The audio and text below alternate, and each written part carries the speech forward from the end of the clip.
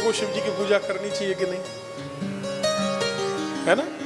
बहुत से लोग मना करेंगे आपसे, सर्वेशाम अधिकार शिवलिंगार्चने द्विजाः, ऐसा श्लोक है यहाँ।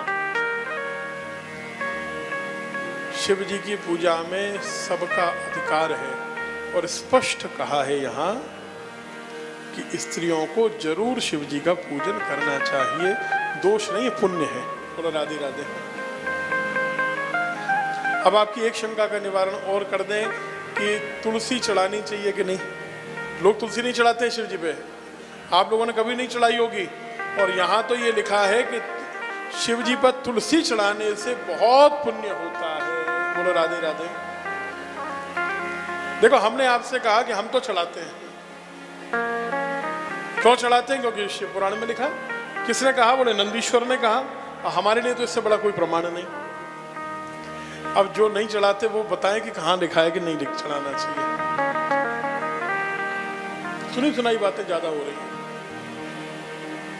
और एक बात बताएं, शिव पुराण में 3 जगह वर्णन है तुलसी चढ़ाने का। 3 बार आएगा कि तुलसी जरूर चढ़ानी चाहिए। स्पष्ट कहा है कि गणेश जी को छोड़ के सब देवताओं को तुलसी चढ़ाई जा सकती है। गणेश जी को क्यों नहीं चढ़ाई जाती आप जानते हैं? तुलसी देवी जंगल में घूम रही थी, गणेश जी तपस्या कर रहे थे, ये गणेश पुराण में वर्णन है। तो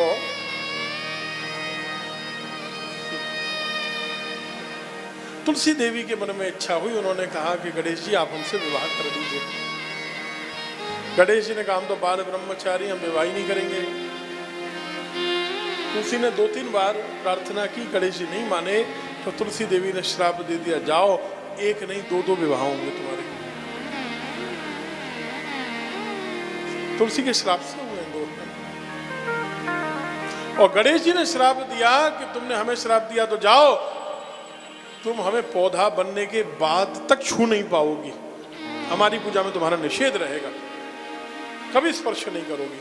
इसलिए गणेश जी की पूजा में तुलसी नहीं चढ़ाई जाती। लॉजिक है ना, कारण है ना, तो प्रमाण के बिना कोई बात नहीं करनी चाहिए। यहाँ तो स्पष्ट लिखा गंध चढ़ाने से पुण्य की प्राप्ति होगी। अभिषेकादात्म शुद्धिर गंधात् पुण्यमवाप्यते। रोली चढ़ाने से पुण्य मिलेगा। चावल चढ़ाने से आयु बढ़ती है। फूल चढ़ाने से मन सुंदर होते हैं, घर में सबके अंदर एकता होती है जब आप फूल चढ़ाते हैं।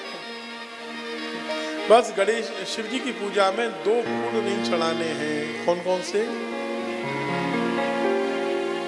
हाँ, केतकी माने एक तो केवड़े का फूल नहीं चढ़ाना है। केवड़े के फूल ने गवाही दी ना, इसलिए श्राप मिल गया उसको कि तुम्हारा उपयोग नहीं होगा। हाँ, बंगला जब बनाए तो शिव जी ने कहा है जब फूल बंगला बनेगा मेरा, उसमें लगाया जा सकता है, शिव जी के ऊपर नहीं चढ़ेगा। और दूसरा, जो फूल आप अनजाने में चढ़ा देते हो, चंपा का फूल नहीं चढ़ाना चाहिए। बोलो राधे राधे। चंपा का फूल शिव जी को नहीं चढ़ेगा, 2 फूल नहीं चढ़ेंगे, ठीक है? अगर जाने अनजाने चढ़ा दिया तो कोई बात नहीं, भूल से जो होता है वो क्षमा होता है। जानबूझ के गलत काम नहीं करना चाहिए। चंपा और केवड़ा 2 फूल शिव जी को कभी नहीं चढ़ाना।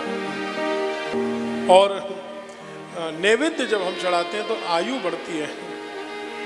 धूप चढ़ाने से पुण्य मिलता है। जब हम आरती करते हैं भगवान की, तो आरती क्यों की जाती है? आरती से ज्ञान मिलता है। भगवान को जब हम पान सुपारी समर्पित करते हैं तो क्यों करते हैं? उससे हमारे घर में सुख और भोग बढ़ते हैं। दूर्वा क्यों चढ़ाते हैं? दूर्वा से दुख मिटते हैं। दूर्वा हरद दुखानी शतमूला शतांकुरा। 100 तरह के पाप नष्ट होते हैं। शतम पातक संघंत्री शतमायुष्य वर्धिनी। 100 वर्ष की आयु मिलती है दूर्वा चढ़ाने से।